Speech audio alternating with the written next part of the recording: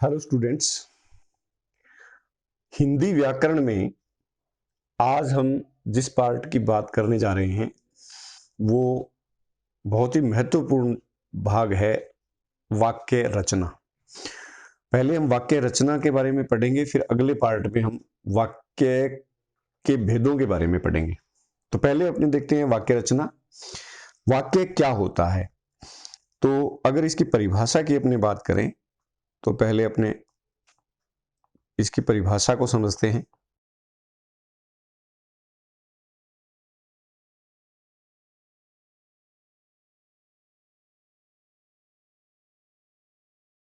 वाक्य की परिभाषा की यदि अपने बात करें तो सार्थक शब्दों के सार्थक समूह को वाक्य कहते हैं। अर्थात वाक्य शब्द समूह का वह सार्थक विन्यास होता है जिसमें उसके अर्थ एवं भाव की पूर्ण एवं सुस्पष्ट अभिव्यक्ति होती है।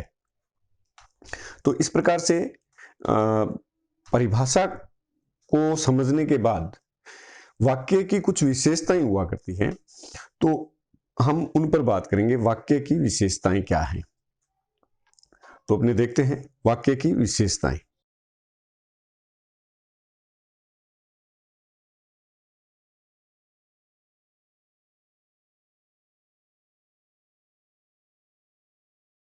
वाक्य की विशेषताओं की अगर बात करें तो पहली विशेषता है आकांक्षा। आकांक्षा का मतलब इच्छा, अभिलाषा, अभिप्राय, अपेक्षा, वांछा या अनुसंधान। ये पहली विशेषता है। और दूसरी विशेषता है योग्यता। योग्यता मतलब क्षमता या शक्ति या सामर्थ्य, गुण, उसकी उपयुक्तता या अनुकूलता। इसके बाद तीसरी जो विशेषता इसकी होती है वो होती है आसक्ति। आसक्ति मतलब अन्य विषयों को त्याग कर एक ही विषय का अवलंबन, एक ही विषय का अवलंबन या अनुराग या प्रेम या लगन। और अंतिम इसकी चौथी जो विशेषता है वो है इसका क्रम, यानी कर्ता, कर्म, विस्तारक, पूरक, क्रिया आदि की क्रमबद्धता। ये चीजें जो है वो है वाक्य की विशेषताएं। अब अपने यदि और आगे चलें तो हम बात करेंगे वाक्य के अंगों की। वाक्य के अंग कौन कौन से होते हैं?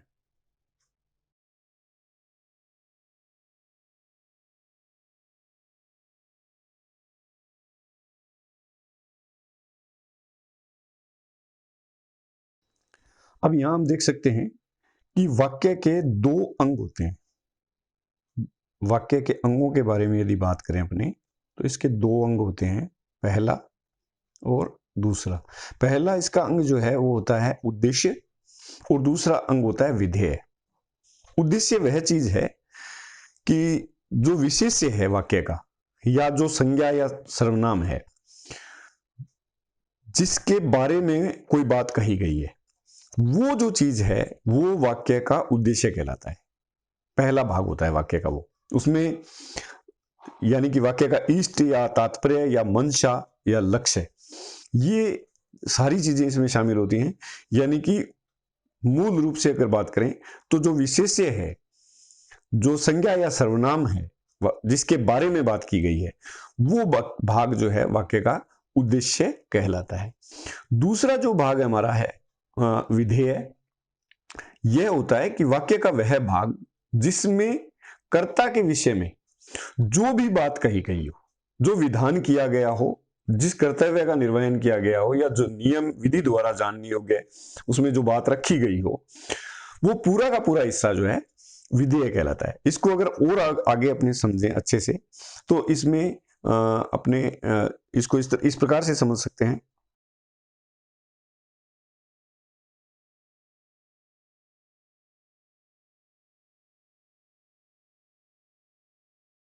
यानी कि वाक्य का वह भाग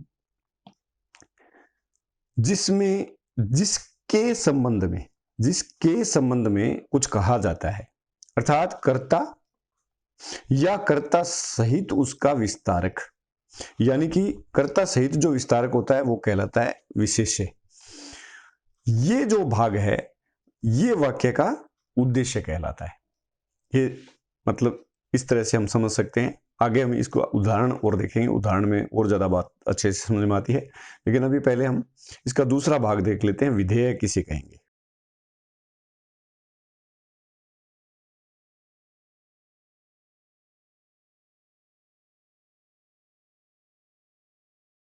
उद्देश्य समझने के बाद हम विधेय समझते हैं। विधेय में क्या चीज आती है?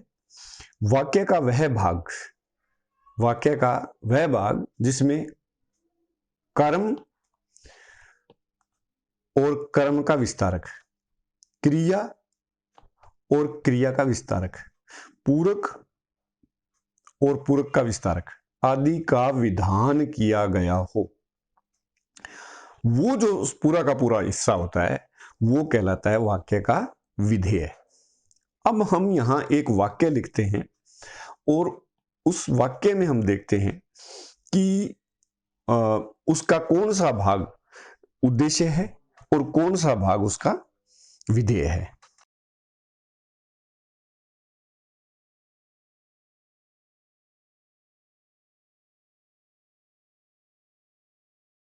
अब ये जो वाक्य है, मेरा भाई प्रशांत धार्मिक पुस्तकें अधिक पढ़ता है, इस पूरे वाक्य में हम देखते हैं कि इसका कौन सा भाग जो है वो उद्देश्य कहलाएगा और कौन सा भाग जो है इसका विधेय कहलाएगा। यहां बात बिल्कुल स्पष्ट हो जाएगी। इस वाक्य का ये वाला जो भाग है, मेरा भाई प्रशांत, ये जो है इसमें प्रशांत क्या है? करता है। प्रशांत इसमें करता है। ये जो प्रशांत है ये इसमें है कर्ता, क्योंकि प्रशांत के बारे में बात की गई है।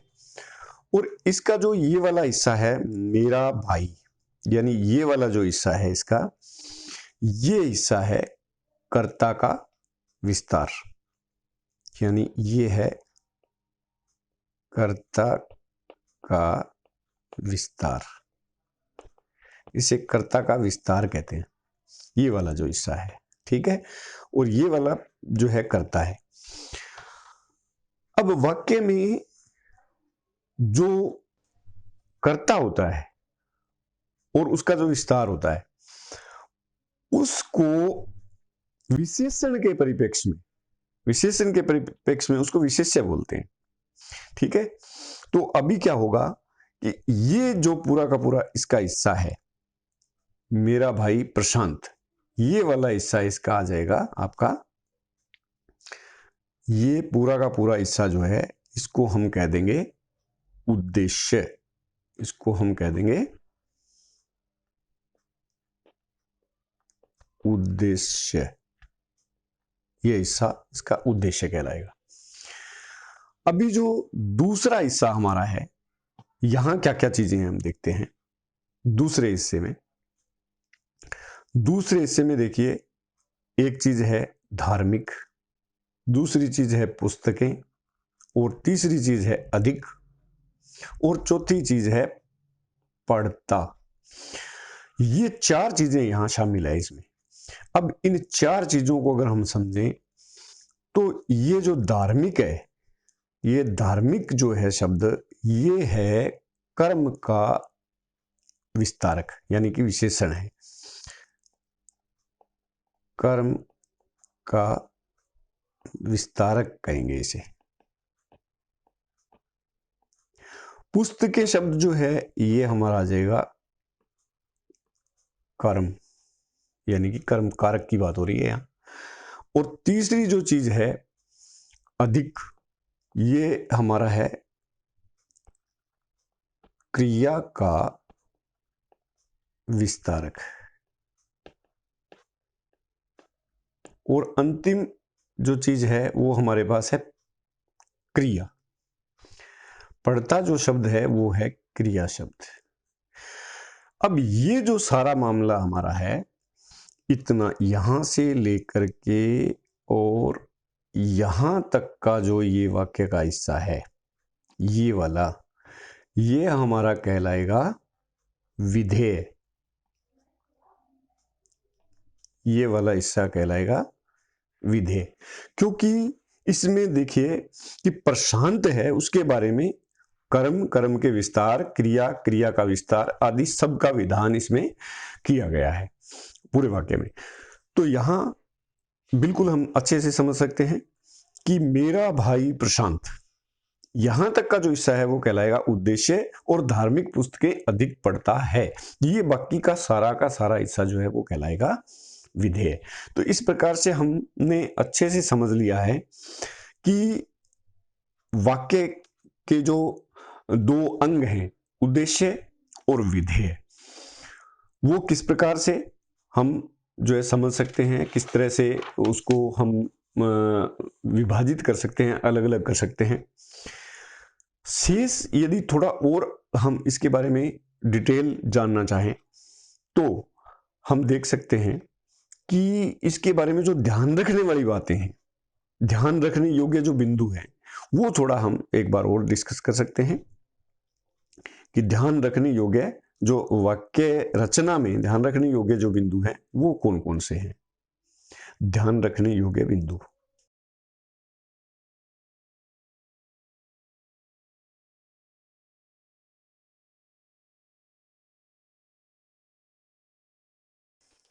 इसमें पहला जो हमारा बिंदु है वो हमें समझना है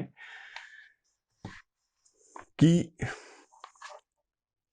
कर्ता को हम बहुत अच्छे तरीके से जानते हैं। तो कर्ता का विस्तारक क्या है? कर्ता का विस्तारक ये क्या चीज है? इसको याद रखने के लिए हम देख सकते हैं कि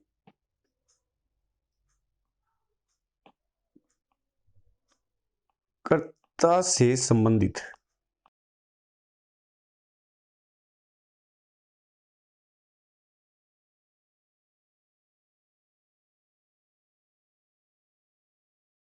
ऊपर जो हमने उदाहरण लिया है उसमें कर्ता का विस्तार यानी कर्ता से संबंधित जो भी जितने भी शब्द हैं, अर्थात उसका जो विशेषण है कर्ता का विस्तारक कहलाता है। जैसे कर्ता, उपयुक्त वाक्य में मेरा भाई शब्द जो है वो कर्ता का विस्तारक कहलाएगा। अब दूसरा जो चीज समझने वाली है वो है कर्म का विस्तारक।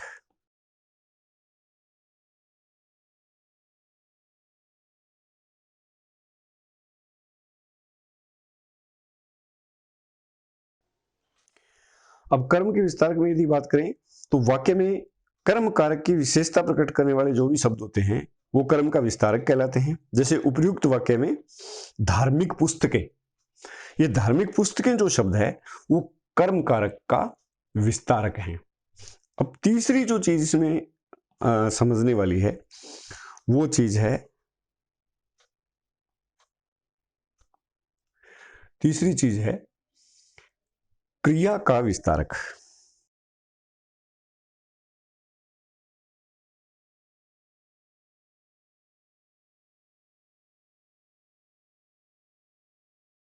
क्रिया विशेषण या क्रिया से संबंधित जो भी शब्द आते हैं वो क्रिया के विस्तारक कहलाते हैं।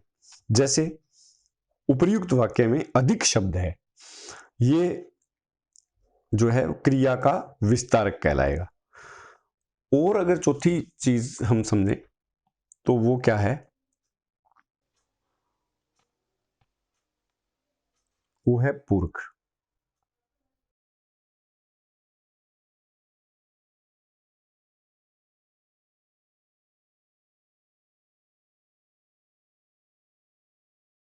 यहां हम देख सकते हैं कि जो पूरक शब्द है, जिन शब्दों के प्रयोग से वाक्य को पूरा किया जाता है वे पूरक शब्द कहलाते हैं। जैसे उन्होंने उसे अपना बनाया, क्या बनाया, यानी कि राजा। ये राजा जो शब्द है, ये शब्द जो है इस वाक्य को पूरा करने के लिए लिखा गया है, तो ये पूरक कहलाएगा। और पूरक की जो विशेषण है, उन्होंने उसे राजा बनाया, किसका, अपना राजा बनाया।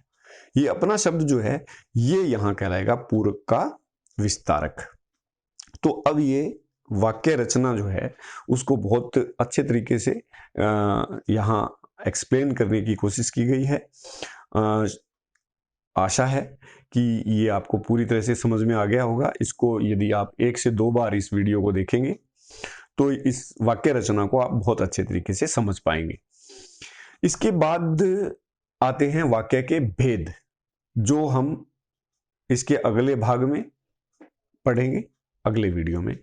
तो आज के लिए इतना काफ़ी है। धन्यवाद।